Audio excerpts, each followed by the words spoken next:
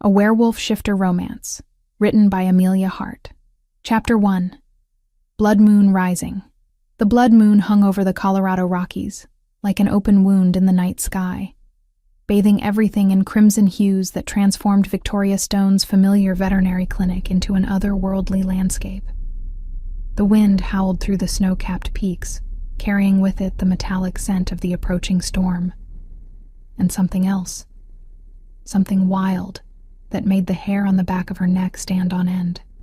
Victoria adjusted the surgical lamp over the operating table, where she had just finished suturing the wounds of a German shepherd that had fought with a black bear. Her hands, steady after 5 years of practice in this remote region of Colorado, trembled slightly as she cleaned the instruments. Not from the exhaustion of 18 hours of continuous work, but from an inexplicable sensation that something was about to change forever. The 28-year-old veterinarian had built a reputation in these mountains as someone who could handle any emergency. Ranchers drove for hours to reach her clinic, knowing that her skilled hands and unwavering determination had saved countless animals that others would have given up on. Her brown hair was pulled back in a practical ponytail, and her green scrubs were stained with the evidence of another long day, fighting to preserve life in this unforgiving wilderness. Thunder roared over the mountains like the lament of some primordial beast. Victoria wondered, not for the first time that night, if she should have accepted the job in Denver that had been offered to her last month. The salary would have been 3 times what she earned here, complete with modern equipment and a team of specialists. But something had kept her here, in this town forgotten by time, where ancestral legends about creatures of the night were still whispered around campfires. The locals spoke in hushed tones about things that roamed the forests during certain lunar cycles.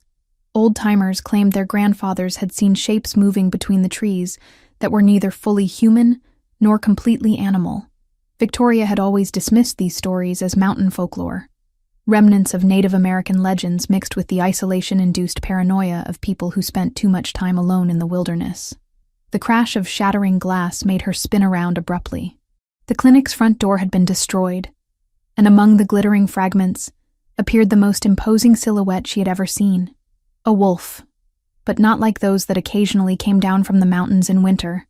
This animal was enormous, easily the size of a small horse, with black fur that seemed to absorb the red moonlight. Its golden eyes found her across the room with an intelligence that made her breath catch in her throat.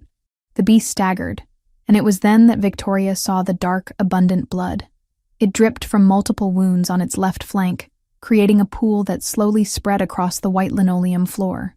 Her medical training activated automatically, overcoming the primitive fear that screamed at her to run. This was what she had dedicated her life to, saving creatures in pain, regardless of species or circumstance. "Dear God," she murmured, approaching slowly with her hands extended in a gesture of peace. "What happened to you?" The wolf watched her with those impossibly intelligent eyes, and for a disconcerting moment, Victoria could have sworn there was understanding in that golden gaze, recognition, even gratitude. The wounds were deep, clearly caused by bullets that had pierced muscle and grazed bone, but there was something strange about the injuries, cauterized edges that suggested the bullets had been made of an unusual metal. Silver, perhaps, though that made no medical sense. "Easy," she whispered, preparing a sedative syringe with practiced efficiency. "I'm just going to help you." To her amazement, the wolf didn't resist when she applied the injection. It simply lay down on the cold floor, keeping those golden eyes fixed on her face, as if memorizing every detail. The work was meticulous and demanding. Cleaning the wounds required careful precision to avoid damaging healthy tissue. Extracting metallic fragments that gleamed strangely under the surgical light took nearly an hour.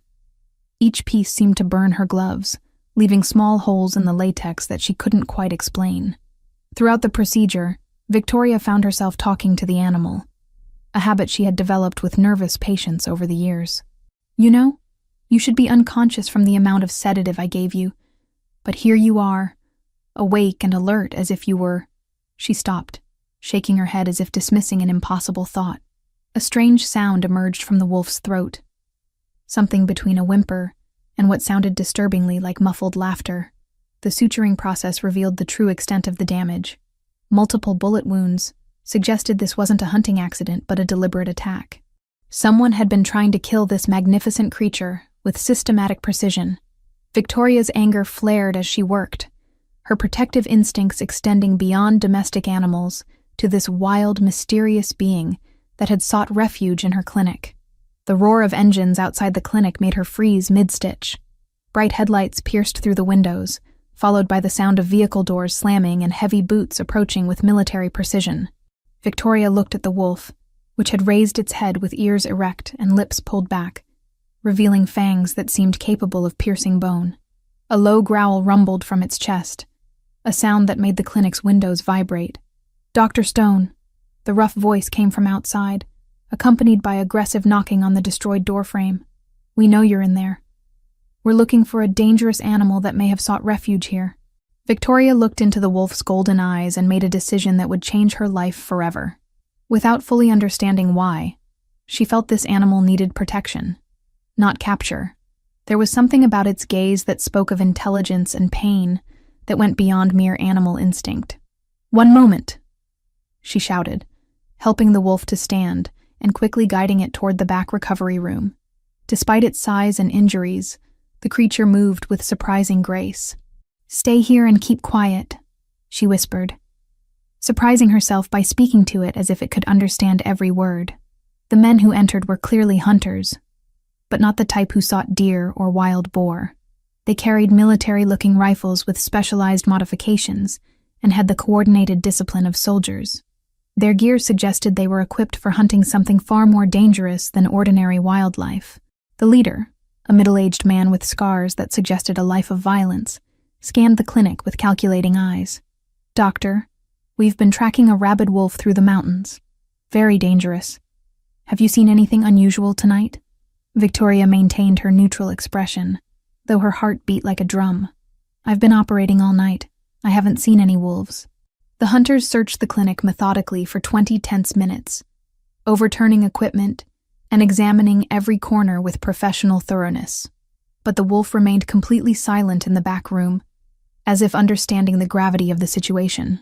Finally, apparently satisfied that there was nothing to find, they left with warnings about keeping the doors well locked and reporting any unusual animal sightings immediately.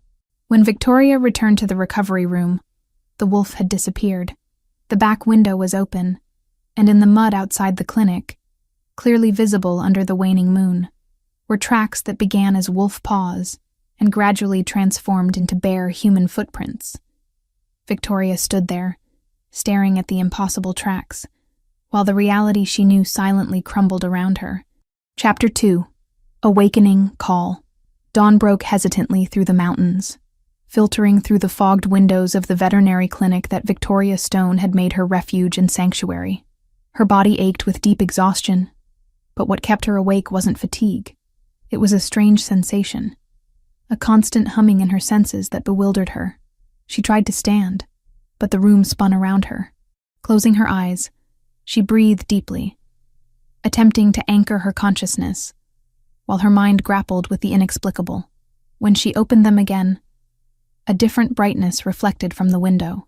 The blood moon still clung to the sky longer than natural, sustained by some ancestral force that defied astronomical laws, tinting the horizon with pale red before fading with the dawn that promised a new day.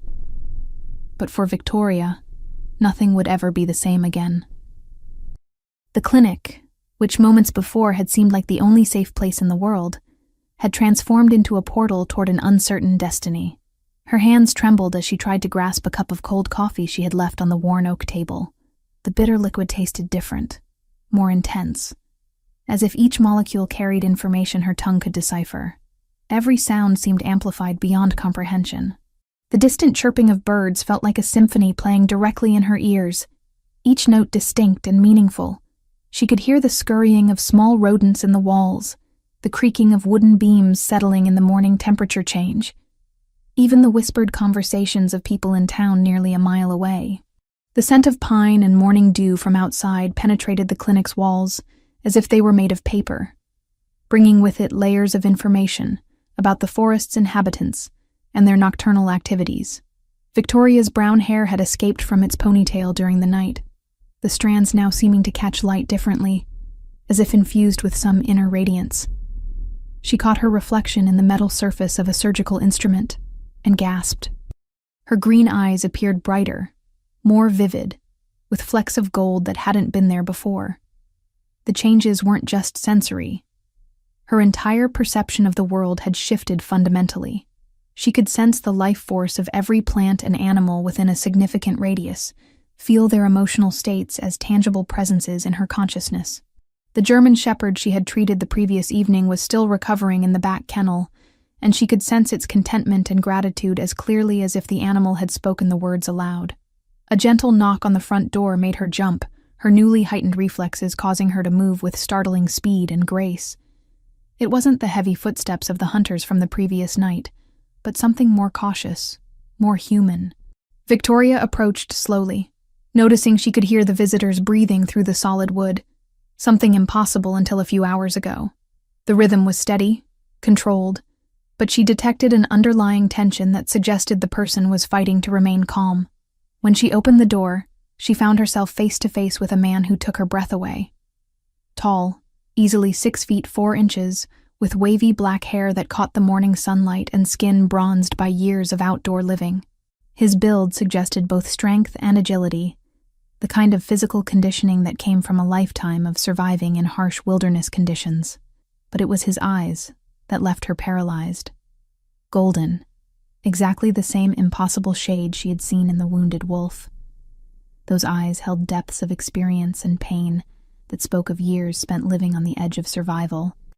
There were faint lines around them, suggesting he was perhaps in his early 30s, though something ancient in his gaze made him seem both older and timelessly youthful.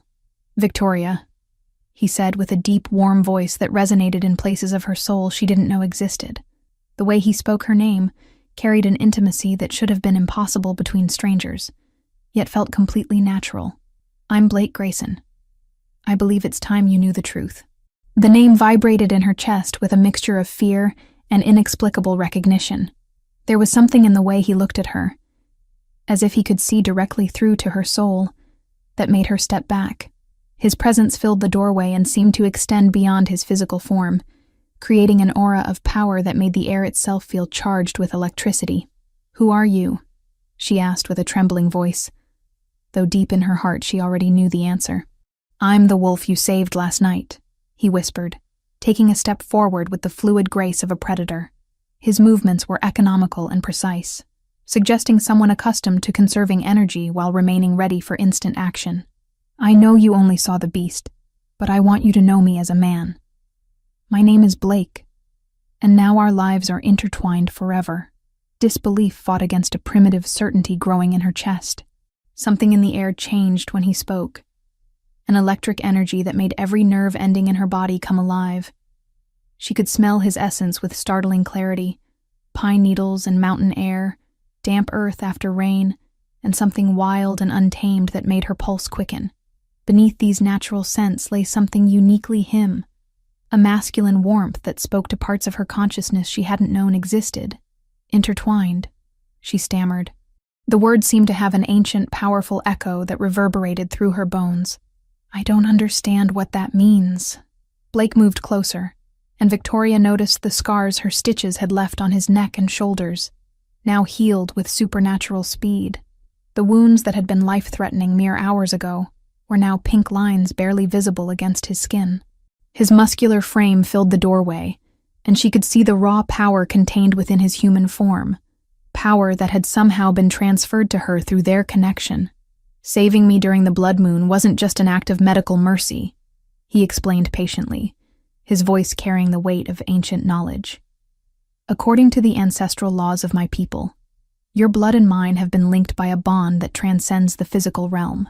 The moment you chose to heal rather than flee, to protect rather than expose, you activated a connection that has existed between guardians and our kind for millennia.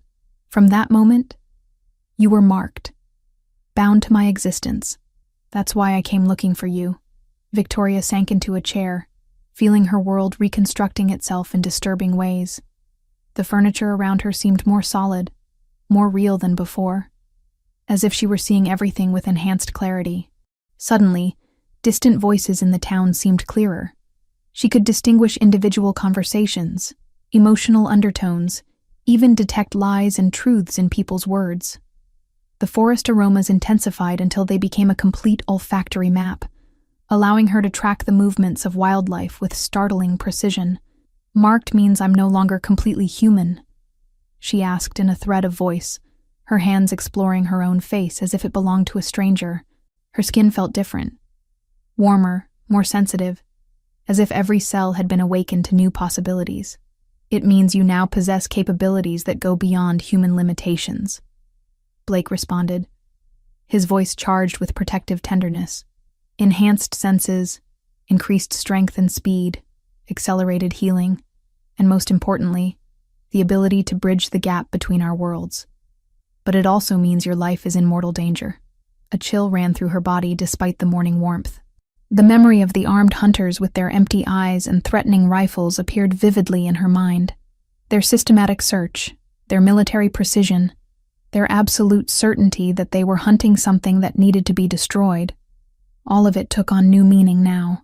"The Order of the Iron Cross," she said suddenly, surprising herself by knowing the name without him having mentioned it. The words tasted metallic on her tongue, carrying connotations of fear and hatred that made her stomach turn.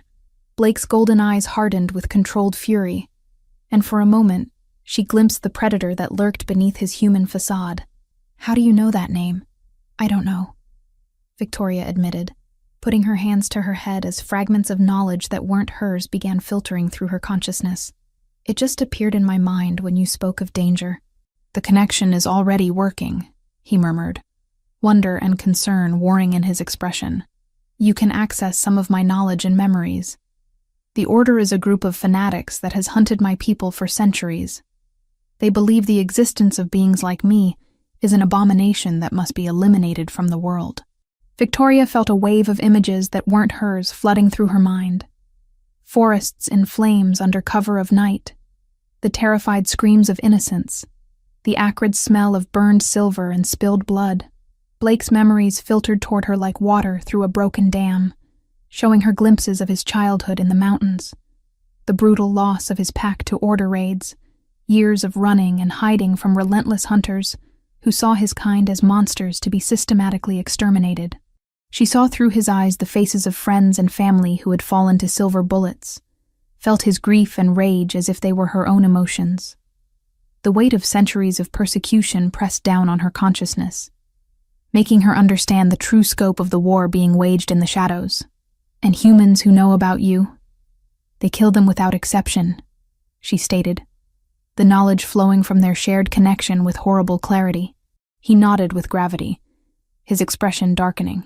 "They consider any human who knows of our existence a threat that must be permanently silenced. Knowledge of our world is considered a contagion that must be stopped before it spreads." The reality of her situation settled over her like a lead blanket. She could no longer return to her simple life as a rural veterinarian, treating sick cattle and performing routine surgeries. The hunters would return, and when they did, there would be no place to hide, no innocent explanation that would save her. "How much time do we have before they come for me?" she asked, surprising herself with the calmness in her own voice. "Not much," Blake admitted, but his tone carried determination rather than despair. "But you're not alone in this. My pack may have scattered to the four winds, but I still have allies in these mountains. Solitary wolves who understand what it means to live on the margins of both worlds, outcasts who've learned to survive against impossible odds." At that moment, a distant howl resonated among the trees, followed by another and another.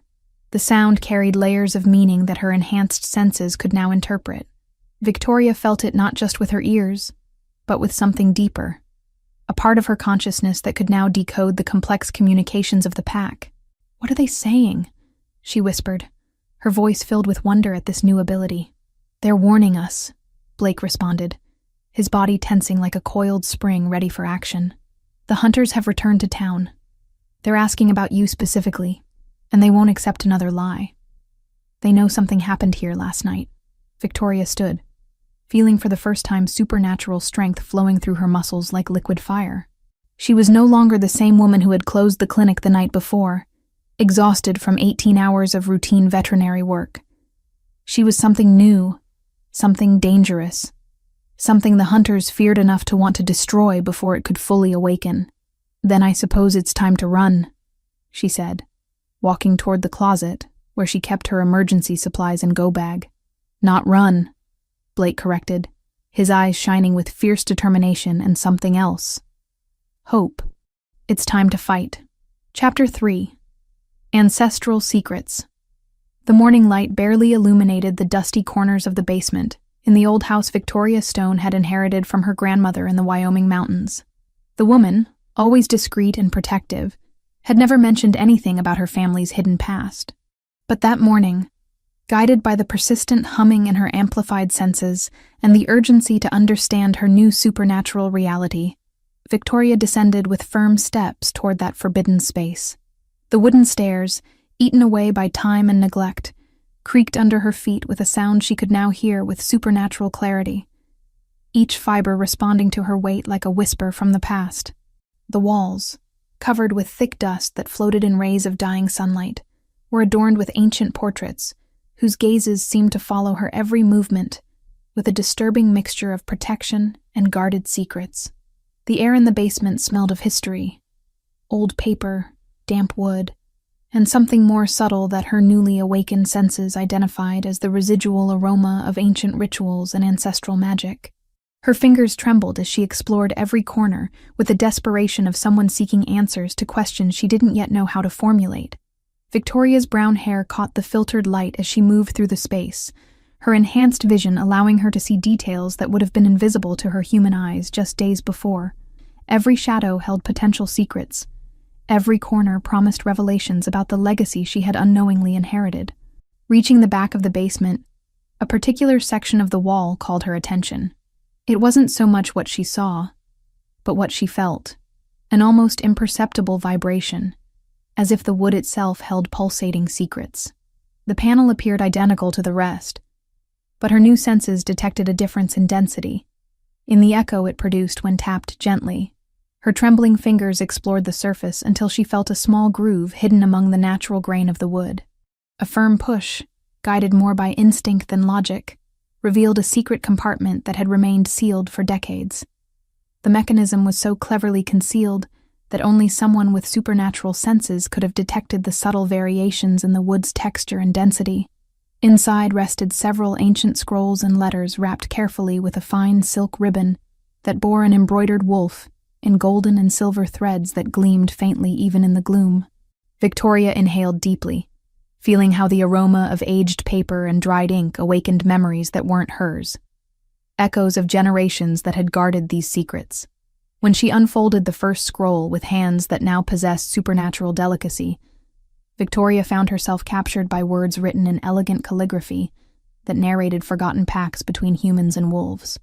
The texts described the Guardians, a special line of humans gifted with the unique faculty to connect deeply with shapeshifters, protect them from external threats, and maintain the delicate balance between both worlds. Her heart beat with a force that seemed to echo throughout the empty house.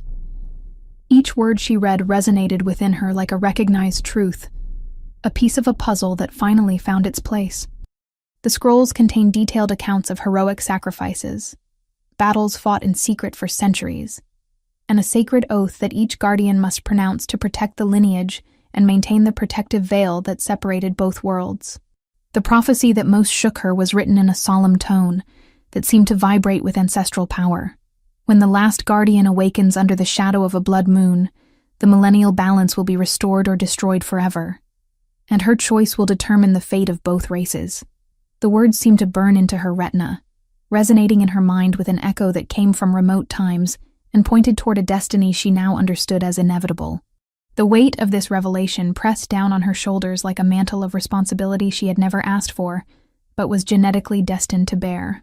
Among all the letters, one especially worn by time and careful handling called her attention particularly. It was addressed specifically to her, written with the firm but loving calligraphy she recognized from the notes her grandmother used to leave her as a child. The paper was yellowed with age, and the ink had faded to a soft brown, suggesting it had been written many years ago. In that letter, The elderly woman explained with painful detail the fundamental role of their family as protectors of forbidden truth, imploring Victoria to care for the family legacy so that the Order of the Iron Cross could not find and destroy the last guardians. Each word carried the weight of generations of sacrifice and secrecy. But it was the final paragraph that made her blood freeze. "My dear granddaughter, you must know that your parents' death was not the accident we made you believe. Klaus Ironheart, the Order's commander, discovered our location 15 years ago. Your father and mother died protecting you, knowing you were the last hope of our lineage. Forgive them for lying to you, and forgive me for not being strong enough to protect them." The scroll slipped from her numb hands as the truth hit her like an avalanche. Her parents hadn't died in a car accident on a mountain road during a winter storm, as she had always been told.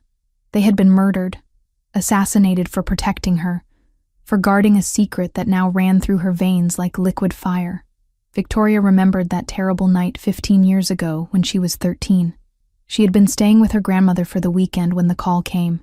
The story had always been that her parents' car had skidded on black ice while returning from a veterinary conference in Denver. Now she understood that the conference had been a cover story, and the accident had been a carefully orchestrated execution. As she assimilated this devastating revelation, the connection with Blake intensified suddenly until it became an overwhelming torrent. Images, emotions, and memories that didn't belong to her invaded her consciousness with startling vividness.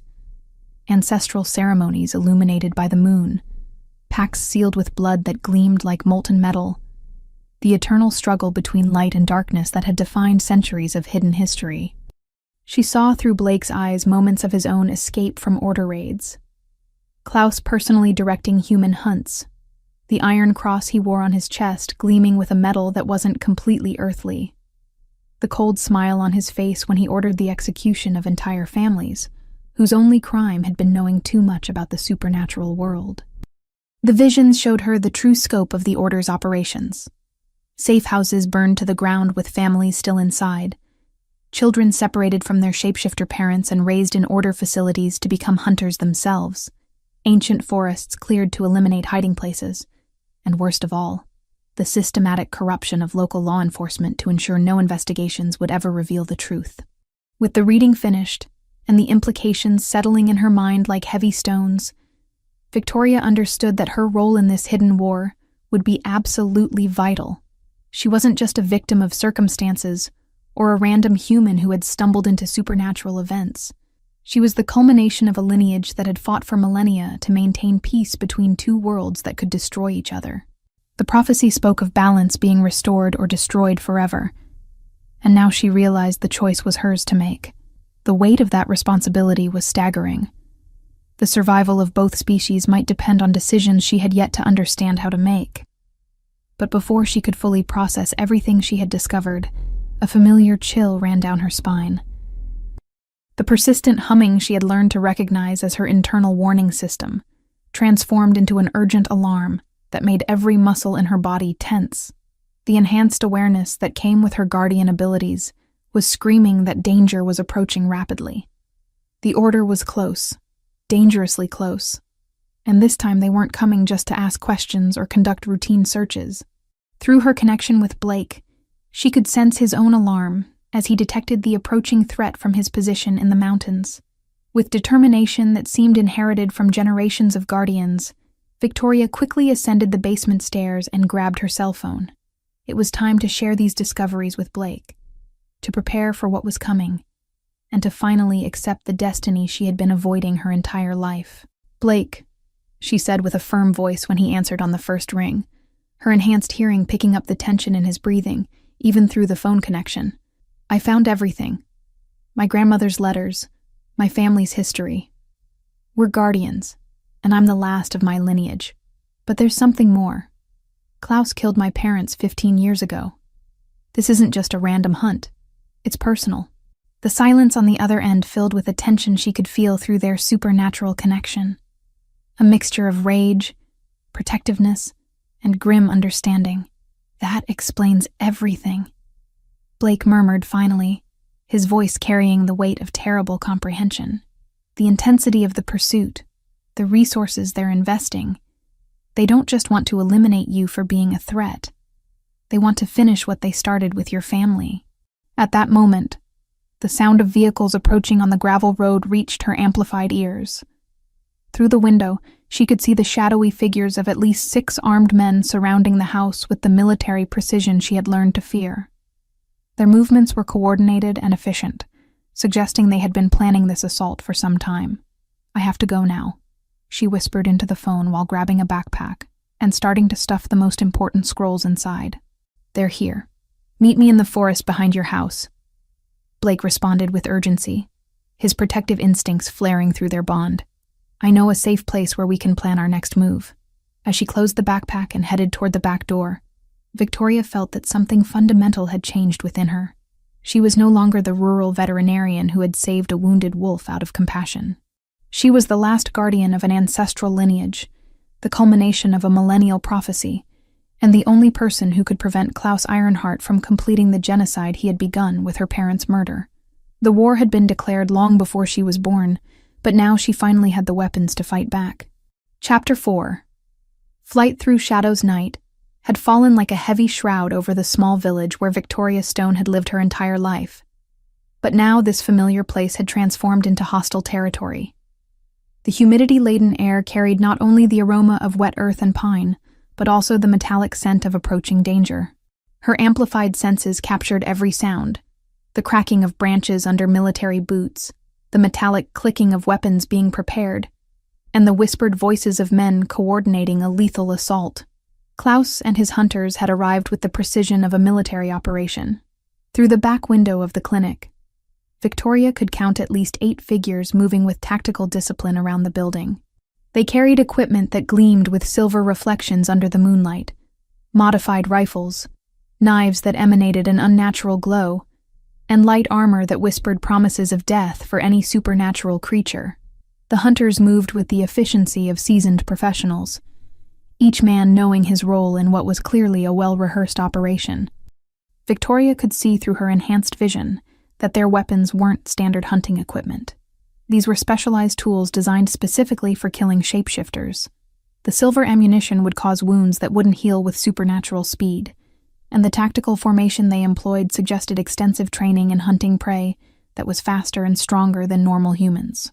"We can't stay here," Blake murmured, his voice barely audible as he observed the hunters' movements from the surgery room. "They've brought enough firepower to eliminate an entire pack." His golden eyes tracked each hunter's position with predatory precision, calculating angles and distances with the instinct of someone who had survived countless similar situations. Victoria could feel his tension through their bond. Not fear, but the coiled readiness of an apex predator preparing for battle. The first shot pierced the main window like a thunderclap, immediately followed by the tinkling of crystals falling like deadly rain. Victoria crouched instinctively, feeling how adrenaline transformed her fear into supernatural clarity that allowed her to calculate distances, evaluate escape routes, and anticipate enemy movements with startling accuracy. "Through the back door, now!" Blake shouted, taking her hand with a strength that surprised her with its gentleness despite the urgency. They ran through the clinic that had been her sanctuary, dodging bullets that whistled centimeters from their heads and leaving behind years of work dedicated to saving lives. The medical instruments shattered in their wake, creating a destructive symphony that marked the end of her previous life. The examining tables she had used to treat countless animals became obstacles in their desperate flight, and the certificates on the walls, proof of her dedication to healing, were reduced to fragments by stray bullets. As they exited through the back door, Victoria felt a sharp pain in her left arm. A silver blade, thrown with lethal precision by one of the hunters, had found its target. The wound wasn't deep, but within seconds fever rose, and an icy chill ran through her arm. The metal burned under her skin, and Victoria could barely stay on her feet as weakness struck her relentlessly, as if every fiber of her being violently rejected the contact. The silver felt like liquid fire coursing through her bloodstream, attacking not just her physical form, but something deeper. The supernatural essence that was still developing within her. Her enhanced senses, which had been growing stronger by the hour, suddenly dimmed as the toxic metal interfered with her evolving abilities. "Silver," Blake murmured with horror upon seeing the blood flowing from the wound. "We have to get away from here immediately." The flight through the forest became a nightmare of scratching branches, treacherous roots that threatened to trip them, and the constant fear of being caught by their pursuers. But Blake moved with the supernatural grace of someone born for these wild terrains, guiding her along paths only he knew, using knowledge accumulated during years of life as a fugitive. His intimate knowledge of the landscape showed in every choice of direction. He led them along deer trails that would muffle their footsteps, through streams that would confuse scent tracking, and around natural obstacles that would slow their pursuers, while providing them with cover. The moon overhead seemed to illuminate their path just enough to help Blake navigate, while keeping them hidden from human eyes. "The cabin is close," he panted as they jumped over a frozen stream. "There we'll be safe, at least temporarily." The refuge appeared among the trees like a promise of salvation. A solid structure built with logs from centennial trees, covered by moss and vines that made it practically invisible to untrained eyes. The smoke rising from the chimney spoke of occupants who were waiting for them. Victoria could smell the welcoming aromas of burning wood and cooking food, suggesting this was more than just an emergency shelter. It was a true home. Luna emerged from the darkness before they could touch the door. She was a middle-aged woman, whose presence emanated natural authority, born from decades of surviving on the margins of both worlds. Her eyes, the color of dark honey, immediately evaluated the situation, while her nose wrinkled upon detecting the smell of burned silver. Her appearance was that of someone who had learned to live entirely self-sufficiently.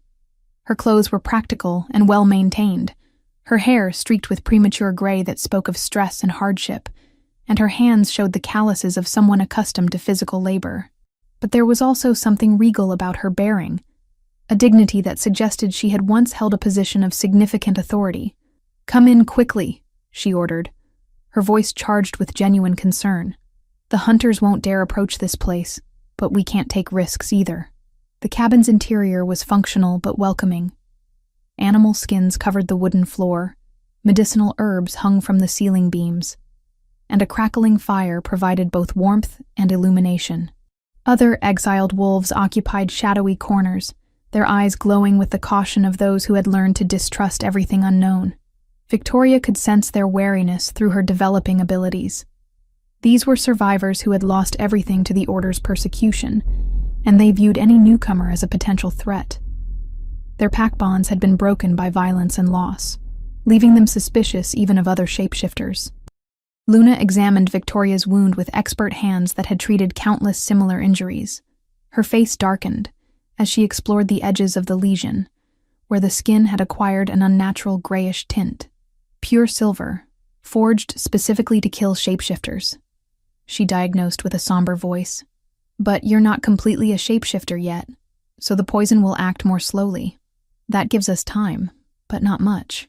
The clinical assessment carried the weight of experience. Luna had clearly seen this type of injury before, had watched the progression of silver poisoning in both humans and shapeshifters.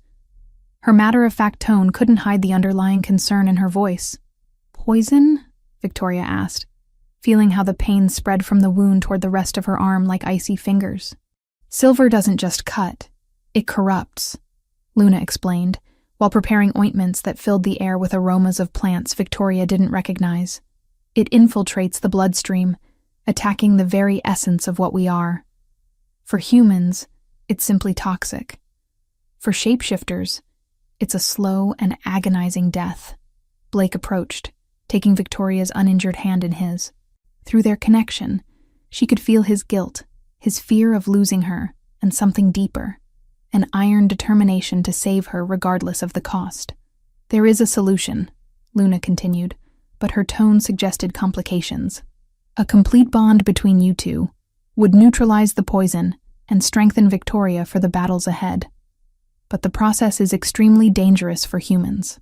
The weight of this statement settled over the room like a heavy blanket. Victoria could feel the gazes of the other exiled wolves, evaluating whether it was worth risking their lives for someone who might not survive the night. "What kind of dangers?" Victoria inquired, though she already sensed the answer wouldn't please her. "The bonding ritual transforms the body at a cellular level. Approximately 70% of humans don't survive the process, Luna explained with brutal honesty. Their systems simply can't adapt to the changes. Those who do survive emerge different, stronger, but no longer completely human. The silence that followed was heavy, charged with implications none of those present dared verbalize. Victoria could sense the mixture of hope and resignation in the room. Hope that she might be strong enough to survive, resignation that they might lose another potential ally to the cruel mathematics of supernatural transformation. "How much time do I have to decide?" she asked finally. "The poison will move slowly during the next few hours, but once it reaches your heart..." Luna left the sentence unfinished, but the message was clear. Blake squeezed her hand tighter, and through their connection, Victoria felt a wave of emotions. Fierce love, absolute protectiveness, and the silent promise that they would face any consequence together. "You don't have to decide now," he murmured, "but I want you to know that whatever you choose, I'll be with you until the end." Victoria looked around her, the cabin full of exiles who had found family on the margins of society. Luna, whose expert hands offered hope amid desperation, and Blake, whose presence had become her anchor in this impossible world. Outside, the wind howled among the trees like ancestral voices, reminding her that decisions made in darkness often determine destiny under the light. The wound in her arm pulsed with pain that intensified with each heartbeat, a constant reminder that time was running out. But for the first time since she had saved a wounded wolf on a stormy night, Victoria didn't feel alone. She was surrounded by creatures who understood what it meant to live between two worlds, and she had found in Blake not just a protector, but a companion willing to share the risks of an uncertain future. The decision, when the moment came to make it, would define not only her survival, but also what kind of person, or creature, she would become in the battles ahead. Chapter 5. Dangerous Union. The shadows in the small cabin seemed to shorten with each second Victoria Stone spent staring at the crackling fire that cast dancing reflections in her eyes. The blood moon remained high in the sky, its reddish light tinting the world outside like an omen, an indelible mark that was now part of her destiny. Every moment, every breath felt charged with ancestral weight, a reminder that nothing would be the same after this night. The minutes before the bonding ritual were an emotional whirlwind for Victoria. Primal fear and uncertainty competed with hope and determination born from the palpable connection she now shared with Blake Grayson. His golden eyes, filled with warmth that seemed to defy the darkness itself, watched her with tenderness and firmness, aware of the magnitude of the step they were about to take together. The silver poison continued its slow advance through her system, each pulse of her heart carrying the toxin deeper into her bloodstream. Victoria could feel her human strength ebbing away, replaced by a strange lightness that she knew wasn't entirely natural. Her brown hair had taken on an almost luminous quality in the firelight, as if her body was already beginning to respond to the supernatural forces at work within her. "There's no going back," Blake whispered, his voice resonating with gravity that silenced the fire's crackling. "This bond will seal our fate. The strength of our union will be our shield and armor against the storm that's coming." Victoria felt a knot in her throat, but nodded with resolution, accepting the reality of her new role as guardian of the ancestral bond. She sat facing Blake, fixing her gaze on his eyes, seeking in them a promise of protection and unbreakable alliance. Luna, whose countenance reflected centuries of wisdom and pain, began to intone a chant in an ancestral language that seemed to make the very fibers of the air vibrate. The ancient words resonated with primitive power, charging the room with an almost tangible energy that enveloped Victoria and Blake in a protective and transformative mantle. The other exiled wolves in the cabin formed a loose circle around them, their presence adding to the ritual's power while serving as witnesses to this ancient ceremony. Victoria could sense their mixed emotions through her developing abilities. Hope that she would survive, fear that they might lose another potential ally, and something deeper, recognition that they were witnessing something that hadn't occurred in generations. Her senses sharpened exponentially as the chant continued. Perception of the world expanded like ripples in a pond, and time seemed to stop during those crucial moments. The fire crackled with greater intensity, as if responding to the ritual unfolding before it. Victoria felt her body vibrating to the rhythm of the ancestral chant, while an unknown but familiar force coursed through her from the base of her spine to the tip of each finger, awakening neural connections that had remained dormant throughout her human life. Blake extracted from his bag a piece of black obsidian, perfectly sharp, whose polished surface reflected the fire's golden glow like a mirror that guarded millennial secrets. The stone seemed to pulse with its own life, radiating energy Victoria could feel even before it touched her. "This stone symbolizes our eternal bond," he declared, while gently pressing it against Victoria's extended palm.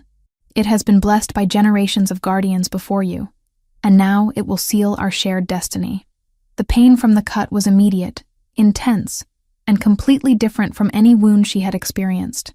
It wasn't just a physical sting, but an electric tremor that spread through every nerve ending, marking the beginning of a transformation that transcended the merely corporal. The obsidian seemed to drink her blood, the dark stone gleaming with an inner light as her life essence touched its surface. Blake replicated the ritual cut on his own hand with the same solemnity, then intertwined their wounded palms, allowing their blood to mingle in an act that was both symbolic and literally transformative. Victoria could feel the moment their essences touched, a shock of recognition that went beyond the physical, as if two parts of the same soul were finally reuniting. Luna held an ancient silver chalice filled with water that began to glow with supernatural luminosity, as if it had captured the very essence of the blood moon above. The liquid seemed alive, pulsing with the same rhythm as their joined heartbeats. When she poured the luminescent liquid over their intertwined hands, the chant increased in intensity and complexity, creating harmonics that seemed to resonate in dimensions Victoria was just beginning to perceive. The vital energy current she felt was overwhelming. It moved through her entire circulatory system like liquid electricity, awakening ancestral memories that seemed to be encoded in her DNA itself. Each cell in her body illuminated with new vitality, strengthening and adapting for the supernatural challenges that awaited her. "What's happening to me?" she asked between gasps, her voice broken by the transformation's intensity. The world had become exponentially more vivid and sensory. Sounds amplified until they became a symphony of information. She could hear the synchronized beating of all hearts present, the whisper of wind through leaves kilometers away, even the whispered conversations of nocturnal animals in the surrounding forest. Smells acquired completely new dimensions, becoming olfactory maps that allowed her to track emotions, intentions, and the presence of other supernatural beings. The emotions of those present became palpable like textures in the air, creating an emotional landscape she could navigate with the same ease as a physical map. "You're awakening to your true nature as a guardian," Luna responded with a maternal smile charged with pride and expectation.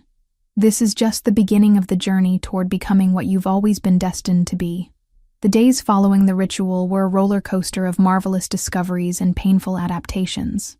Victoria experienced radical changes that went far beyond enhanced physical capabilities. Her sight could now focus on microscopic details from impossible distances. Her sense of smell mapped emotional territories, and her new physical strength seemed to multiply with each passing day. But perhaps the most profound change was the supernatural connection she now shared with Blake. Through this bond, they could communicate thoughts, share memories, and feel each other's emotions with an intensity that surpassed any form of human intimacy. It was as if their souls had been intertwined at a fundamental level, creating a new entity that was more powerful than the sum of its individual parts. The connection allowed them to function as a perfect unit. When Blake moved, Victoria anticipated his actions. When she felt threatened, he sensed the danger before she could articulate it. Their thoughts flowed between them like water, creating a constant dialogue that operated below the level of conscious awareness. One night, while meditating by the fire trying to process all these overwhelming changes, Victoria felt something completely unexpected through her new supernatural connection. It was like an invisible network extending throughout the region, connecting her not only with Blake, but with all the shape-shifting wolves within a radius of several kilometers. She could sense their presences like pulsing points of light on a three-dimensional mental map. This discovery opened her awareness to the true scope of the shapeshifter community, far larger and more complex than she had imagined. Each point of light represented not just a location, but a complete individual with their own history. fears, hopes, and dreams. She could sense the young ones learning to control their transformations, the elders carrying the weight of decades of persecution, and the families trying to raise children in a world that would kill them if their true nature were discovered. But among all these familiar and reassuring presences, there was one that deeply disturbed her. It was a somber light, charged with self-loathing and rage that seemed directed against its own nature. The presence radiated darkness that contrasted violently with the warmth of the other exiled wolves. When Klaus appeared in the nearby forest just hours later, leading a carefully planned ambush, Victoria immediately recognized him through her new supernatural perception. The commander of the Order of the Iron Cross wasn't simply a human fanatic hunting creatures he feared. He was one of them, a shapeshifter who had developed such deep hatred toward his own nature that he had dedicated his existence to exterminating all of his species. "It's him," she whispered to Blake, her voice charged with shock and horror. "Klaus isn't human. I can sense him in the network. He's a wolf who hates himself so much that he's sworn to destroy all of us." The discovery changed everything. The war they faced wasn't simply a religious crusade against the supernatural. It was the genocide project of a tortured being who had chosen self-destruction as a way to deal with his own shape-shifting nature. Blake squeezed her hand firmly, transmitting through their bond a mixture of protective determination and controlled fury. "Then we know exactly what kind of enemy we're dealing with, and that gives us the advantage we needed." As they prepared to face this new revelation, Victoria felt her transformation complete at another level. She was no longer the human veterinarian who had saved a wounded wolf out of compassion. She had become something entirely new, a hybrid guardian with the ability to navigate between both worlds, protect her own, and perhaps find a way to heal even enemies as lost as Klaus. The battle ahead would be both physical and spiritual, and Victoria finally felt prepared for both. The ritual had not only saved her life and neutralized the silver poison, it had awakened abilities she was only beginning to understand, connecting her to a network of power and responsibility that stretched back through generations of guardians. The blood moon above seemed to pulse in rhythm with her new heartbeat, marking not an end, but a beginning. Victoria Stone, the last guardian of an ancient lineage, was ready to face whatever darkness lay ahead. Chapter 6. Poisoned Truths. The dawn of the fourth day arrived tinted with tension that Victoria Stone could feel vibrating in every fiber of her transformed being. The supernatural connection she had developed after the bonding ritual allowed her to track shapeshifter presences across kilometers of mountainous territory. And that morning, the somber and tortured presence she had identified as Klaus was moving with deliberate purpose toward the valley where the region's main water source was located. "Is he executing some kind of plan?" Victoria murmured, closing her eyes to concentrate better on the signals she received through her supernatural network. "I can feel his rage, but there's something more, determination, as if he's fulfilling a mission he's been planning for years." Blake Grayson tensed beside her, his own lupine instincts alerting him to dangers he couldn't yet fully identify. The morning had begun peacefully at the refuge cabin, but now both sensed that an inevitable confrontation was approaching. "Then it's time to confront him," Blake declared, his golden eyes shining with fierce determination. "We've been running and hiding too long. If Klaus has a plan that threatens the entire region, we need to stop him now."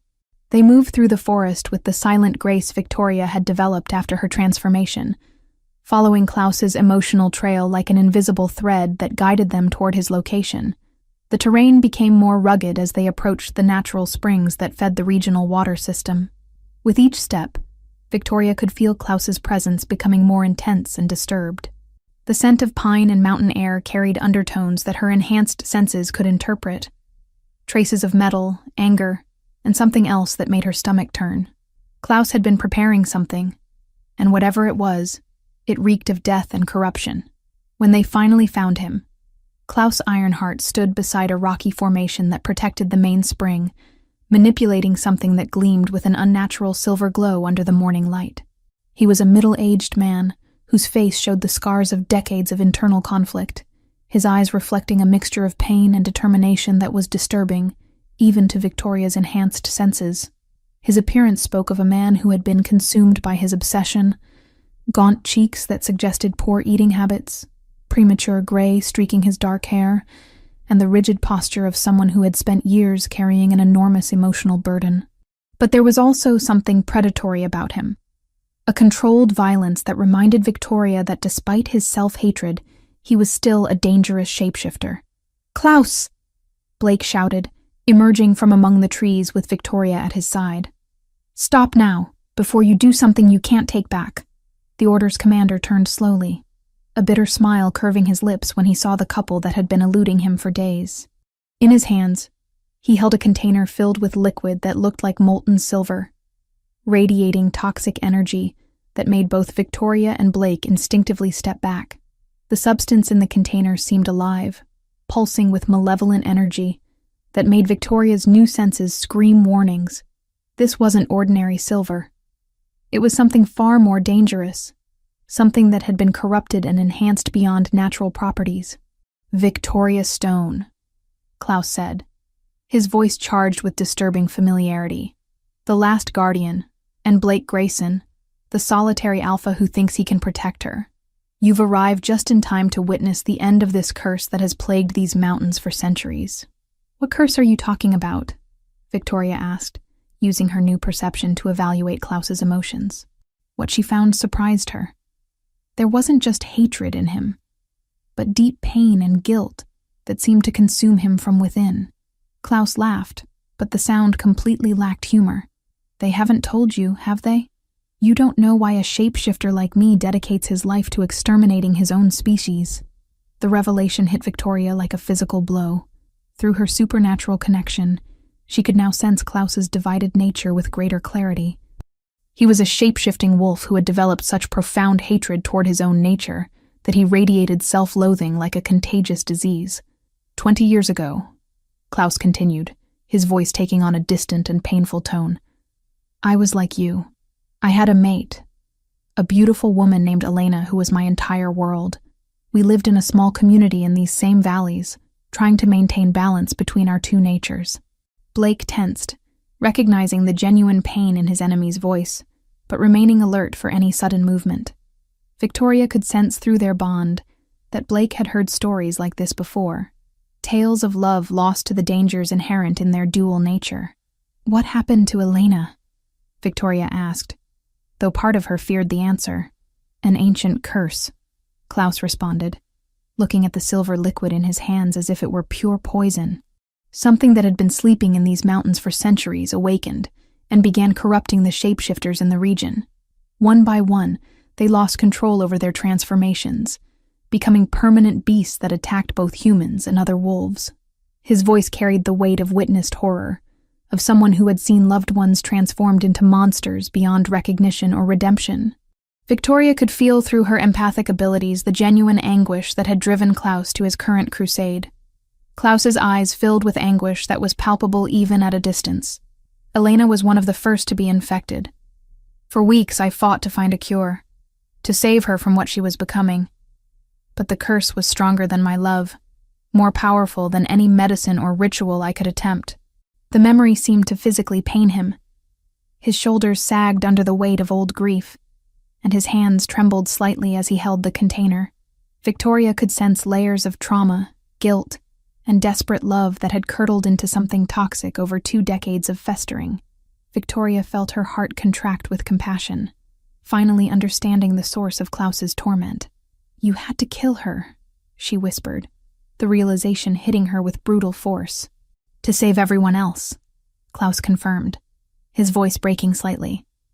"To stop the curse's spread before it consumed the entire region. Elena begged me to do it, to free her from the horror she had become. And I loved her enough to give her that peace." The silence that followed was heavy, charged with a tragedy that transcended divisions between species. Even Blake, who had arrived prepared for battle, found himself moved by Klaus's story. "But that doesn't justify what you're doing now," Blake said finally. "Genocide isn't the answer to personal pain." Klaus's eyes hardened, momentary compassion being replaced by iron determination. "Isn't it?" he asked, raising the container of liquid silver. "After killing Elena, I swore I would never allow another being to suffer as she suffered. The only way to guarantee that is to eliminate our species completely from this world. That's wrong, Victoria protested. Not all shapeshifters are cursed. Most live in peace, helping maintain natural balance. We all carry the seed of corruption, Klaus replied with bitterness. We're all beasts waiting for the moment to lose control. I myself have felt the call of darkness every day for 20 years. He began moving toward the spring, clearly preparing to pour the silver poison into the water. This liquid isn't simple silver, Klaus explained. It's been forged with ancient rituals, designed to bind with water itself and multiply like a plague.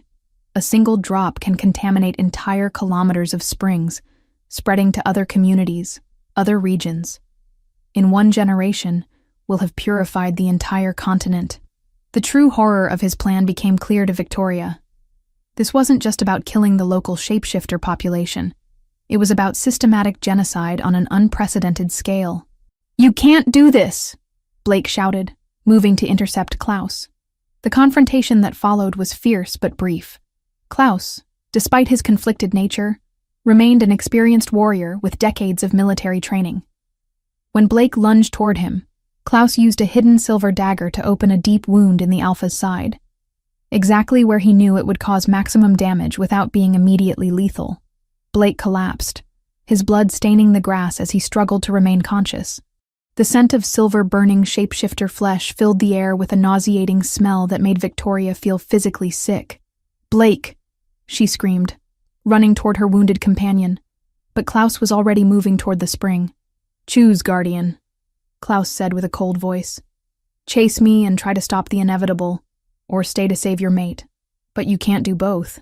The dilemma tore Victoria apart inside. Through their bond, she could feel Blake's life weakening with each passing second. The silver wound was poisoning his system, and he needed immediate medical attention to survive. But she also knew that if Klaus poured that poison into the water, thousands of innocent shapeshifters would die in agony. Klaus took advantage of her momentary indecision to reach the spring's edge, the container of liquid silver gleaming threateningly in his hands. "This is for you, Elena," he murmured, preparing to complete the mission that had consumed 2 decades of his life. "Finally, you'll be able to rest in peace, knowing no one else will suffer as you suffered." Victoria made the most difficult decision of her life. She ran to Blake, using her medical knowledge and new abilities to stabilize his wound enough to keep him alive. Her hands glowed with golden energy she had never experienced before. A physical manifestation of her guardian powers that managed to slow the silver poison's spread. When she finally looked toward the spring, Klaus had disappeared, but the damage was already done. The water had acquired an unnatural silver tint, and Victoria could feel through her supernatural connection how shapeshifters throughout the region began experiencing the first symptoms of poisoning. The war had officially begun, and Klaus had achieved the first devastating blow. But as she held Blake in her arms, feeling his life slowly stabilize under her healing touch, Victoria swore she would find a way to reverse the damage and make Klaus pay for his betrayal of his own species. The final battle was approaching, and this time there would be no room for compassion or indecision. Chapter 7. Lunar Sacrifice. The 5th night since Victoria Stone had saved a wounded wolf arrived with the absolute darkness of the new moon, when the sky became a black void that seemed to absorb all hope. It was the most vulnerable night for shapeshifters, when their powers reduced to minimum expression and connection with their lupine nature weakened dangerously. But it was also the night Klaus had chosen to execute the final phase of his genocidal plan. The silver poison he had released into the main spring had spread through the underground water system with terrifying speed. Through her supernatural connection, Victoria could sense how shapeshifters throughout the region began succumbing to the poisoning. First came weakness that forced them to maintain human form, then pains that intensified until becoming pure agony, and finally a slow death that consumed both body and spirit. Luna had been among the first to show symptoms. The healer, who had dedicated decades to healing others, now lay in the refuge cabin with high fever and tremors that shook her entire body. Other exiled wolves arrived constantly seeking shelter, but Victoria knew there was no safe place while the poison continued spreading. The cabin had become a makeshift hospital, with Victoria using every skill she possessed to ease the suffering of the poisoned. Her medical training combined with her guardian abilities allowed her to slow the poison's progress, but she could only treat symptoms, not eliminate the source of the contamination. "How many more will die before we find a solution?" Blake asked, his voice weak but charged with determination. The silver wound Klaus had inflicted was healing slowly, but the Alpha had managed to stay on his feet and help with the refugees. Through their bond, Victoria could feel Blake's pain, not just physical, but emotional. Each death among their people felt like a personal failure, a reminder of his inability to protect those under his care. The weight of leadership, even of scattered exiles, pressed heavily on his shoulders. Victoria closed her eyes, extending her consciousness through the supernatural network that connected all the region's shapeshifters. What she felt filled her with horror. At least 30 wolves had already died, and the number increased every hour. Secondary water sources were also becoming contaminated, creating a domino effect that would soon reach communities that didn't even know shapeshifters existed.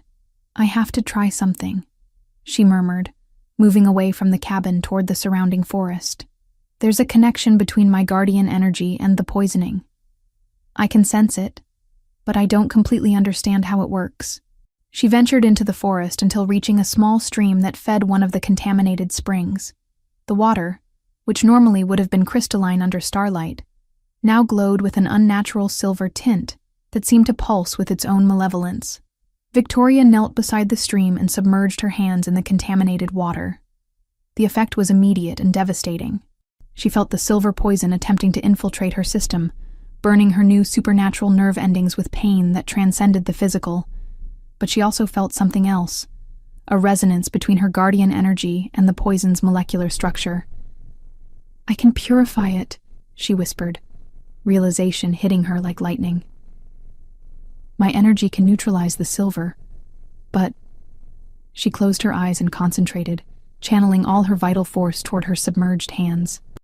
The golden energy she had manifested while healing Blake appeared again, but this time with an intensity that threatened to consume her.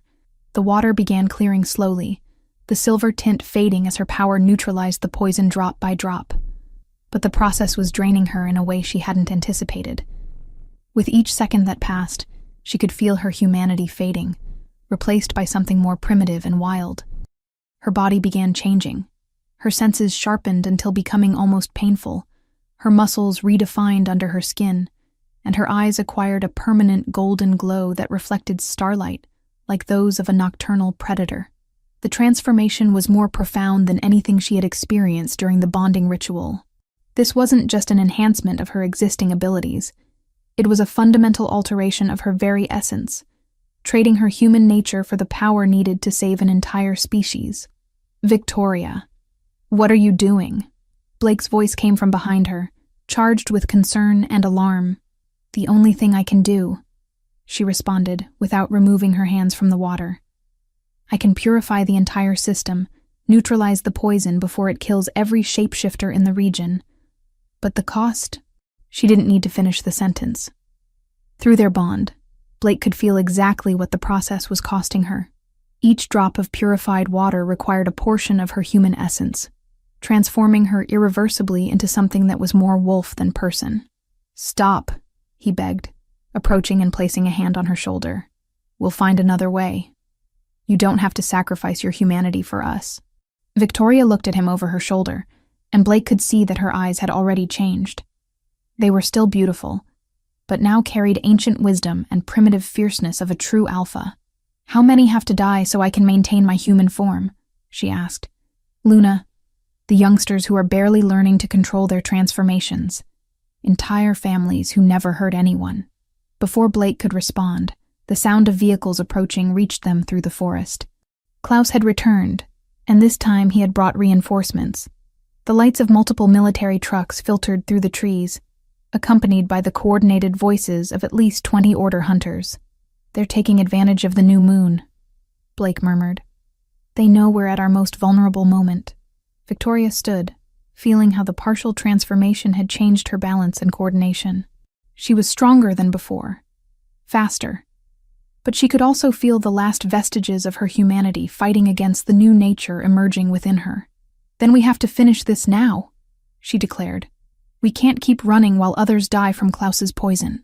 The hunters deployed through the forest with military efficiency, using night vision equipment and weapons specially designed to hunt shapeshifters during the new moon. Klaus led the group, his face a mask of iron determination as he coordinated the final assault against the refugees. His tactical expertise showed in every aspect of the operation. The hunters moved in coordinated patterns that eliminated escape routes. Their weapons were loaded with silver ammunition designed for maximum lethality, and their timing took advantage of the shapeshifters' weakest moment in their lunar cycle. The battle that followed was fierce and desperate. The surviving wolves, weakened by the new moon, and many already sick from poisoning, fought with the ferocity of those who knew they had nothing left to lose. Blake, despite his injury, transformed into his lupine form and led the defense, using his knowledge of the terrain to compensate for their numerical disadvantage. But Victoria knew the physical battle was just a distraction. The real confrontation would take place in the contaminated water, where she would have to choose between her humanity and the survival of her adopted species. She returned to the stream, ignoring the bullets that whistled centimeters from her head and the combat cries that filled the night. This time, she didn't limit herself to submerging her hands. She waded completely into the contaminated water, allowing the silver poison to touch every centimeter of her skin, while channeling all her guardian energy toward purifying the entire system. The pain was indescribable. She felt the poison attempting to destroy her from within, while her own energy fought to neutralize it, but she also felt her transformation accelerating, as if direct contact with the contaminated silver was catalyzing her evolution toward something completely new. Her skin acquired a golden glow that intensified with each wave of purifying energy. Her muscles completely redefined, granting her strength that rivaled that of the most powerful alphas. Her consciousness expanded to encompass not just the local shapeshifter network, but connections extending across entire continents. "I can sense them all," she murmured, her voice now carrying harmonics that weren't completely human. "Every guardian who ever existed. Every shapeshifter who has fought to protect the balance. I'm not alone in this." The purification extended from the stream toward the main springs, neutralizing Klaus's poison with speed that defied all scientific logic. Through the supernatural network, Victoria could feel the sick shapeshifters beginning to recover, the dying finding new strength, the threatened communities finding hope again. But when she finally emerged from the water, she was no longer the same person who had entered. Her transformation was complete and irreversible. She had saved her adopted species, but the cost had been exactly what she had feared.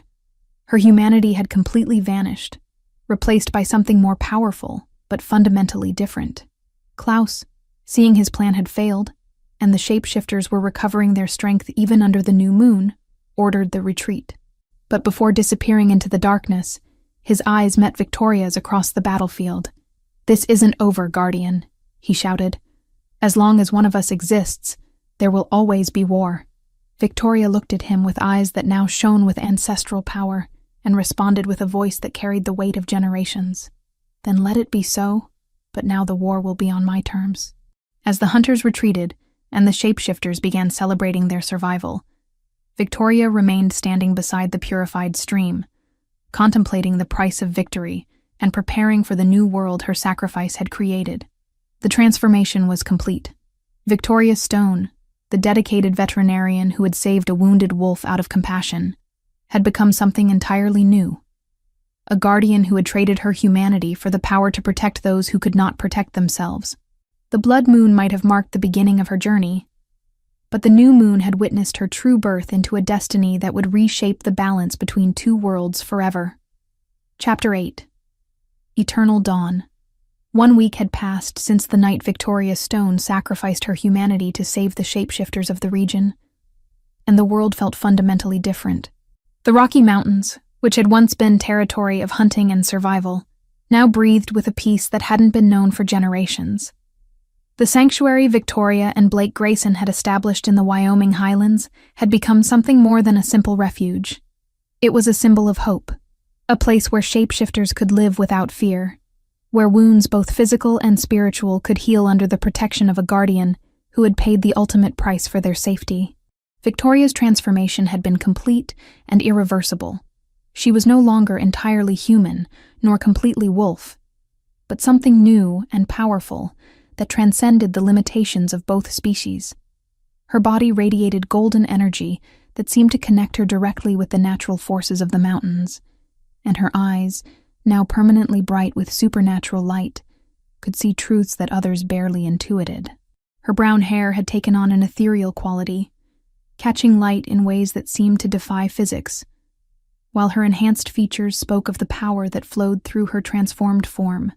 When she moved, there was a grace that belonged neither to human nor wolf, but to something that bridged both worlds with perfect harmony. But what was most remarkable was how she had integrated her medical knowledge with her new supernatural powers. The clinic she had built in the sanctuary's heart was a place where modern science merged with ancestral magic, where wounds that previously would have been fatal to shapeshifters now healed under her luminous hands. The building itself had been constructed using traditional methods, but enhanced with guardian magic. Walls that could repel silver-based attacks, windows that filtered harmful energies, and treatment rooms where the very air seemed to accelerate healing processes. Every instrument had been blessed with protective enchantments, making the clinic a true sanctuary within the sanctuary. "How do you feel today?" Blake asked, entering the clinic where Victoria was treating a young wolf who had arrived the previous night with infected silver wounds. Victoria raised her gaze from her patient, her golden eyes reflecting a depth she hadn't possessed when she was completely human. "Different every day," she responded honestly. "Sometimes I miss the simplicity of seeing the world with human eyes, but then I look at our protected ones, see how they thrive in safety, and I know I made the right choice."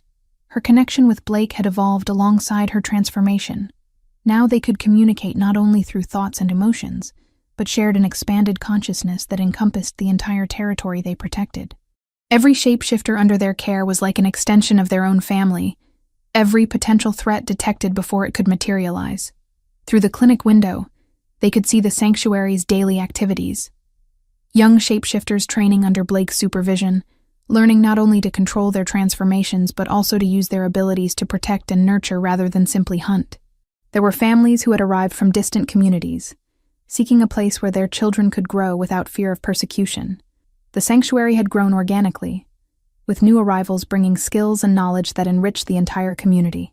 Former soldiers taught combat techniques, craftsmen built homes and workshops, teachers established schools where both human and shapeshifter history were taught side by side.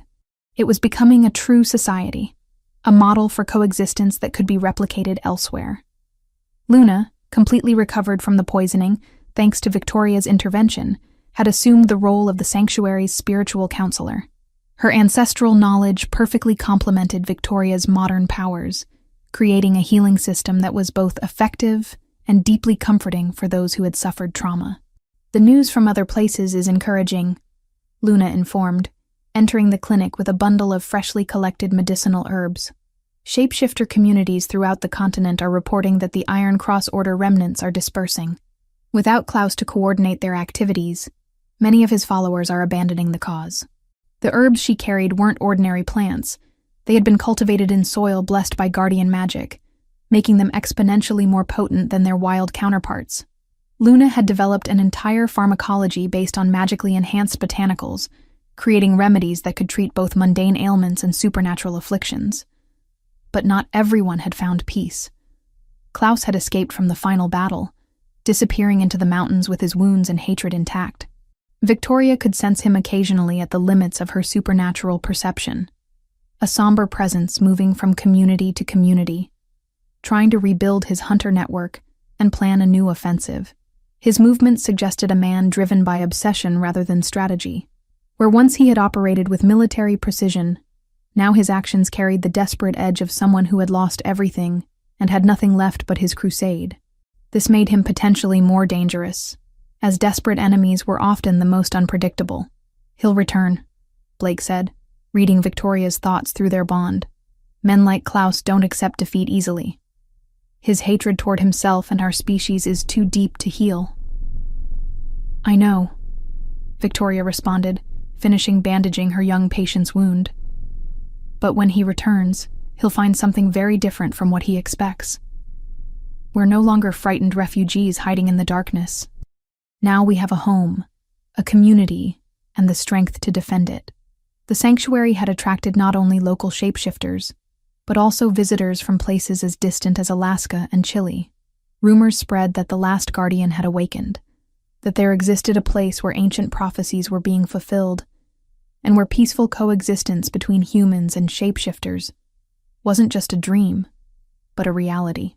These visitors brought news of other awakening communities, of humans beginning to question the Order's propaganda, and of shapeshifters finding the courage to live more openly. The sanctuary had become a beacon of hope that was inspiring change far beyond its physical boundaries. One afternoon, while Victoria worked in her medicinal herb garden, she sensed a new presence approaching the sanctuary. It wasn't hostile, but neither was it completely familiar.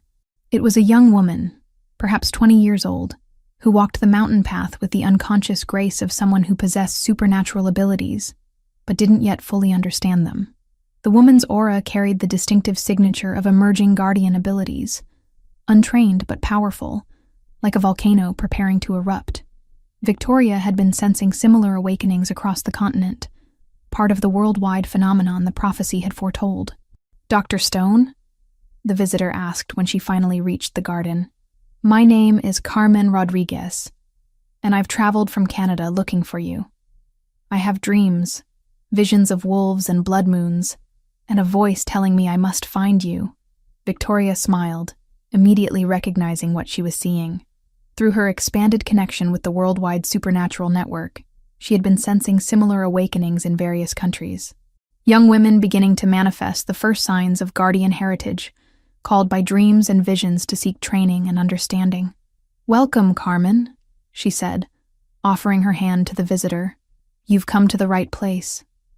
There's much you need to learn about what you are and what you can become." Carmen's arrival represented more than just another refugee seeking shelter. She was proof that the guardian bloodline was awakening worldwide, that Victoria's sacrifice had triggered a renaissance that would reshape the balance between species across the globe.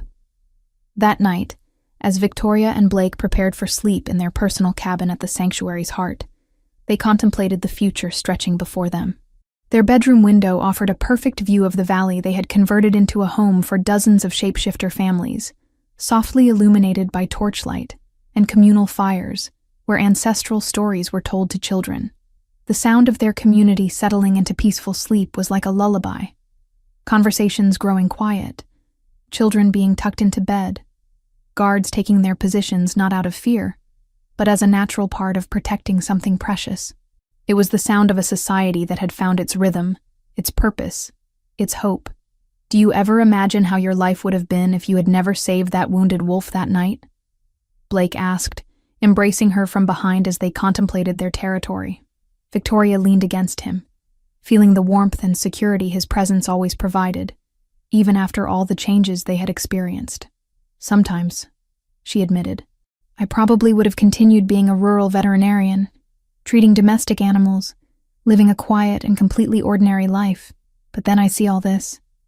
She gestured toward the valley full of life, "and I know every sacrifice has been worth it." In the eastern horizon, a new moon began rising. It wasn't red like the blood moon that had marked the beginning of her transformation, but silver and serene, illuminating the world with light that promised continuity and growth. "Look," Blake whispered, pointing toward the sky. Victoria followed his gaze and smiled upon seeing what had caught his attention. On the new moon's edge, barely visible but unmistakably present, there was a reddish tint suggesting another blood moon was approaching in the near future. "Others are awakening," she murmured, sensing through her supernatural network the first sparks of consciousness from potential guardians in places as distant as Europe and Asia. The prophecy wasn't referring only to me. It was the beginning of a renaissance for our species. Blake embraced her tighter, sharing his excitement and hope through their unbreakable bond. "Then our work here is just the beginning," he said. "This sanctuary will be the model for others, the place where future guardians will come to learn and find their strength." Victoria nodded, feeling how her purpose expanded beyond protecting a single community toward something truly global. "Klaus may return with new allies and more powerful weapons," she reflected. "But when he does, he won't face just us. He'll face a worldwide network of guardians and shapeshifters united by something stronger than fear or hatred. As the new moon continued its ascension, bathing the mountains in silver light, Victoria and Blake remained at their window, contemplating a future they had helped forge with sacrifice and love. The sanctuary slept peacefully at their feet, but both knew it was only the beginning of a new era where humans and shapeshifters could coexist not as enemies, but as shared guardians of a world that needed both species to prosper. The war had ended, but building true peace was just beginning. And in the Wyoming mountains, under the light of a new moon that promised infinite possibilities, two souls linked by destiny and choice, prepared to guide their people toward a dawn that would last forever. The echo of wolves howling in harmony rose from the valley, a chorus of voices celebrating not just survival, but the transformation of a species that had learned that true love could overcome even the deepest hatred. Victoria Stone's story had begun with a veterinarian saving a wounded wolf on a stormy night. Now it had become the legend of a guardian who had sacrificed her humanity to protect a world where hope could flourish, even in the darkest places. And somewhere, under other moons on other continents, new guardians were beginning to awaken, called by dreams of wolves and destinies they didn't yet fully understand, but which would soon lead them toward similar sanctuaries where love could conquer fear and peace could be more than a distant dream.